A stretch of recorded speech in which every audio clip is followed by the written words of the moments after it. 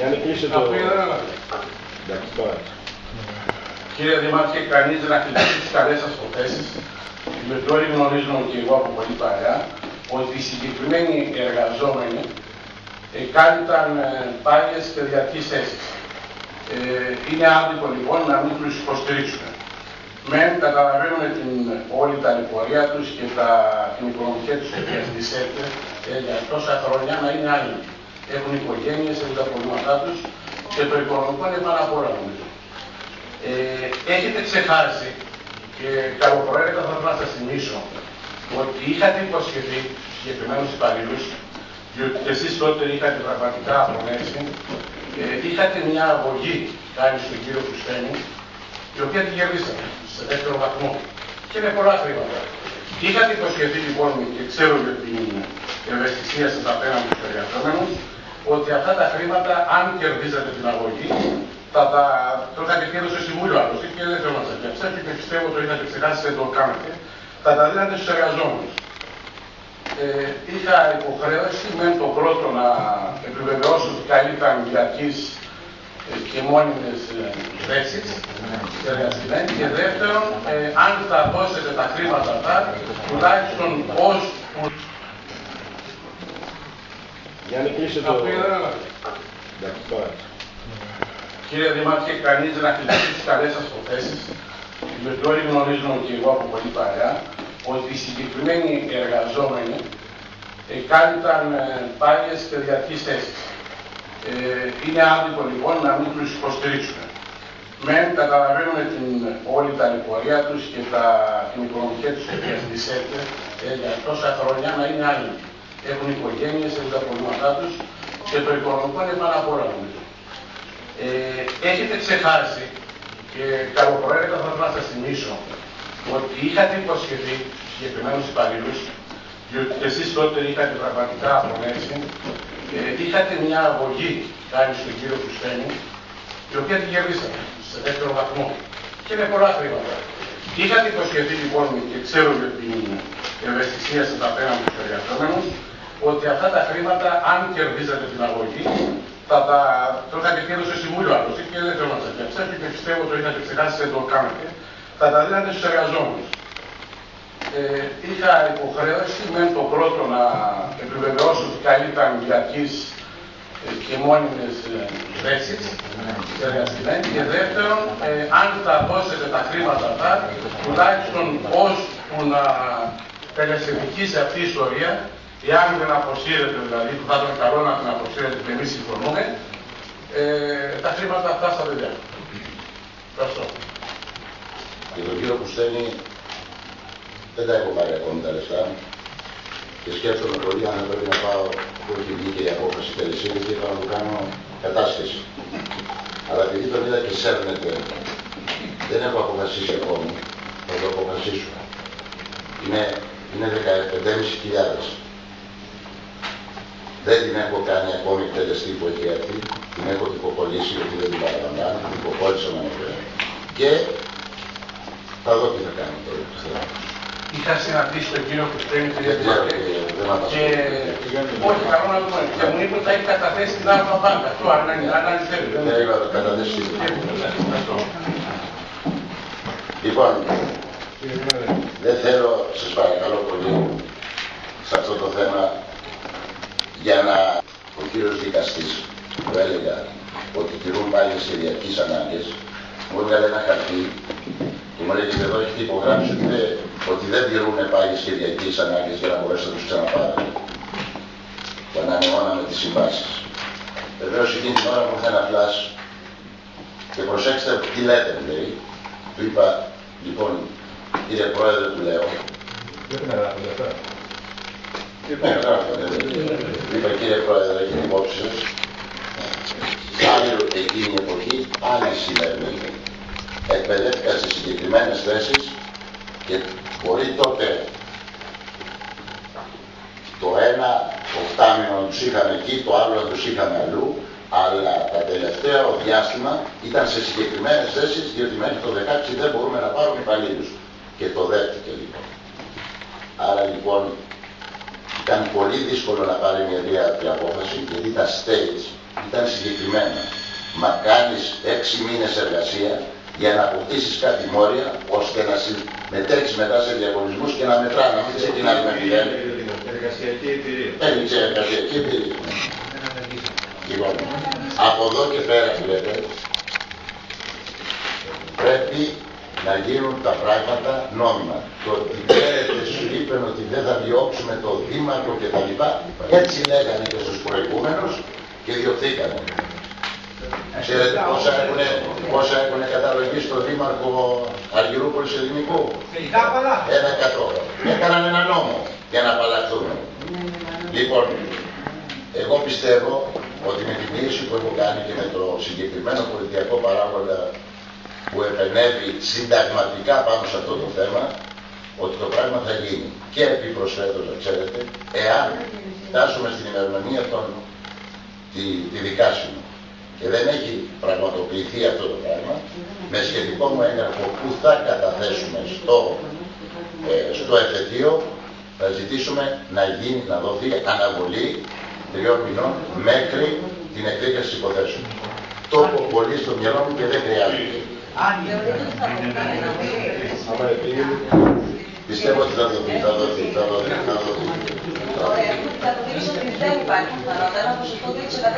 Εντάξει, μιλάτε με τον δικηγόρο σας πλέον. Εγώ αυτό θα κάνω. Εντάξει, έδωσα και τα χαρτιά και στο δικηγόρο σας. Καταλάβατε. Έδωσα και τα χαρτιά να αιτιολογήσει αυτό που θα αιτιολογήσουμε κι εμείς, να το αιτιολογήσει για λογαριασμό σας. Που δεν έπρεπε να κάνω. Σε περίπτωση που δεν πάρουμε δεύτερη αναβολή, είμαστε σχεδόν βέβαια τελευταίες μέρες. Το γνωρίζετε. Έδωσα στο δικηγόρο σας που δεν είχα καμία υποχρέωση να το δώσω τα στοιχεία για να μπορέσει να στηρίξει και αυτός αυτό που θα στηρίξουμε εμείς. Είχατε, δήμαρχε, δεν είναι προσωπικό το θέμα. Είχατε. Τόσα χρόνια δούλευαμε στις υπηρεσίες μας. Είχατε υποχρέωση. Δεν είχα νομικά την υποχρέωση. Νομικά, δήμαρχε τουλάχιστον ειδικά για όλους μας. Λοιπόν, πάμε. Είναι γραμμένος ο κύριος Μεταξά. Για το θέμα αυτό, σαν νομικός θα μας πει. Για το θέμα αυτό. Είναι αποστολικός ο δικηγόρος. Καταρχήν, σε ό,τι αφορά τα δύο θέματα που βάλατε, προημερησίας, επειδή ήταν ελαφρώς καθυστερημένα με τον κύριο Κουβά, συμφωνούμε και τα δύο. Συνεπώς, μπορείτε να μας καταγράψετε δεν μπορεί να σας καταγράψετε. Κύριε Μεταξά, επί του θέματος. Δεν γίνεται αυτό. Είπαμε για αυτά. Απλώς ενημερώνεται το σώμα. Πότε ψηφίσουμε για αυτά. Ενημερώνεται, λέω το σώμα. Για το θέμα τώρα των εργαζομένων, καταρχήν πρώτη φορά έχουμε σε επαφή με το ζήτημα, πρώτη φορά το ακούω. Όπως πολύ σωστά είπε και ο συνάδελφος του κ. Κουγάς, είμαστε οπωσδήποτε θετικοί να επανέλθουν οι εργαζόμενοι αυτοί στις εργασίες. Εργάζονται ήδη. Ναι, εντάξει, μας περιπτώσει να είμαστε δεν το εργαζομένοι. Δεν το γνωρίζει το θέμα, πρώτη φορά Αφού δεν το γνωρίζει το θέμα, τότε γιατί μιλάτε. Αφού δεν το γνωρίζει το θέμα, τι θέλετε. Συγγνώμη, θέτετε ένα θέμα. Να μην πω την άποψή μου δηλαδή. Μα λες δεν το γνωρίζω το θέμα. Τι άποψη να μας πει. Εξ όσων άκουσα. Η νομική άποψη. Όχι, δεν είπα νομική άποψη. Λέω εξ όσων άκουσα. Ο κύριος Κουβάς λέει δεν εργάζονται. Εργάζονται ή δεν εργάζονται. Δεν εργάζονται. Υπάρχουν 3 ομάδες.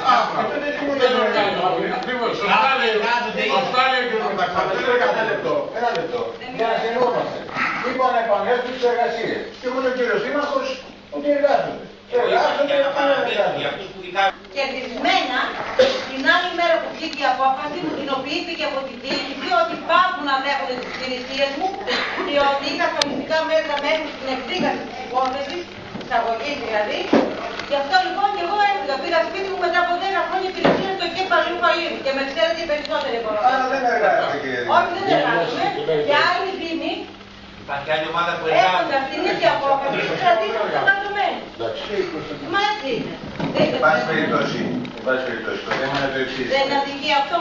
Δεν είναι αδικία αυτό. μέτρα τα δικά σου, να τις κάσεις τα ασφαλιστικά μέτρα. Τα ασφαλιστικά, κύριε Δήμαρχε, είναι κερδισμένα. Το δικά σου δεν είναι κερδισμένα. Κερδισμένα σε αυτά δεν είναι η διατήρηση. Αυτό είναι. Λοιπόν, με τα ασφαλιστικά μου κερδισμένα για την Ρε απόφαση. παιδάκι μου, καταλαβαίνεις τι λένε. Σου βγήκε απόφαση και διατήρηση στη θέση. Ποια διατήρηση? Να μείνεις στη δουλειά. Όταν ασκήθηκε έκθεση, λέτε μετά από εσάς. Ναι, έκανα ασφαλιστικά μέτρα και τα έχασα αυτά, το ξέρω. Το γνωρίζω. Όμως, Και τα προηγούμενα ασφαλιστικά είναι μέτρα. κερδισμένα. Ναι, αλλά όχι με την εντολή να ξαναγυρίσεις τη δουλειά σου, όπως λένε το άλλο. Δεν το καταλαβαίνεις αυτό. Δεν ήταν μέχρι τελειστική Ακριβώς αυτό σου είπε. Αυτό λέω. Πολύ δίνει όμως, κύριε Δήμαρχε, γιατί αυτά είπε ο δικηγόρος μας. Καλά, αυτά ο δικηγόρος λέει. Ο Δήμος Λαβρίου, να σας φέρω ένα παράδειγμα. Γι' Κρατήστε τον εργαζόμενο. αυτό έγινε ειδικός νόμος για τον Δήμο Κρατήστε τον Λαβρίου. εργαζόμενο και ο Επίτροπος αποφάσισε αν ο εργαζόμενος θα πληρωθεί ή όχι. Εγώ δεν ζήτησα να παρανομήσει κανείς.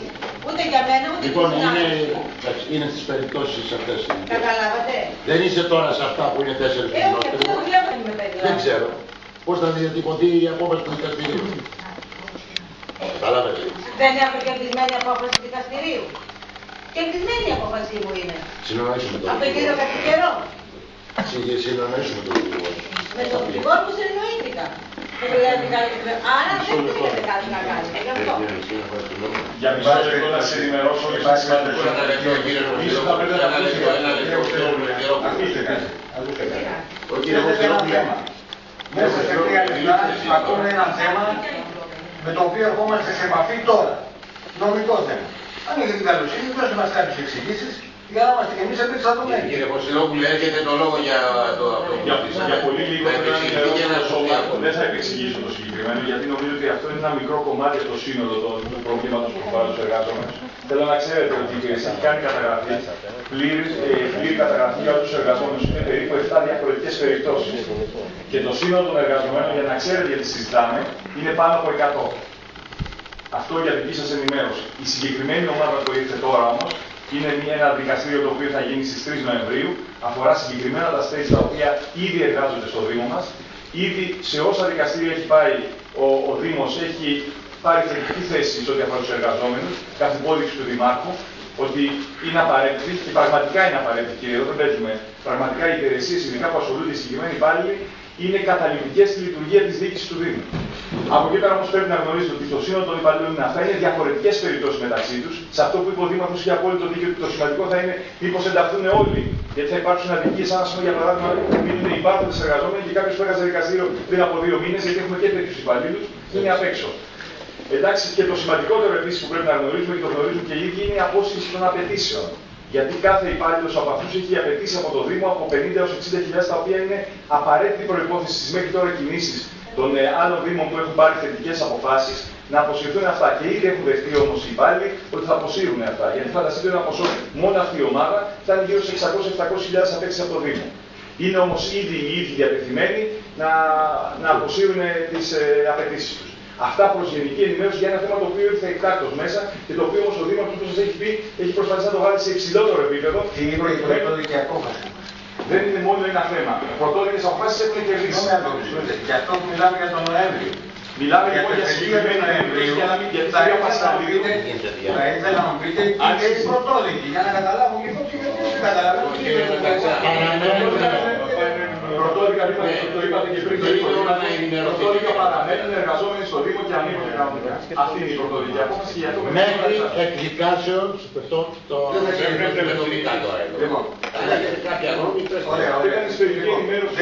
Δεκτές λοιπόν οι εξηγήσεις και οι διευκρινήσεις. Κύριε Βοστερόπουλε, το θέμα από ό,τι έτσι καταλαβαίνω εκ πρώτης όψεως έχει να κάνει με ένα δικαστήριο, με ένα δελτίο που είναι το Νοέμβριο και από ό,τι άκουσα και τις κυρίες εδώ που πήραν τον λόγο, πιστεύω ότι μια σωστή λύση θα ήταν να φροντίσει για μια αναβολή και από εκεί και πέρα να το ρυθμίσει ο νομοθέτης.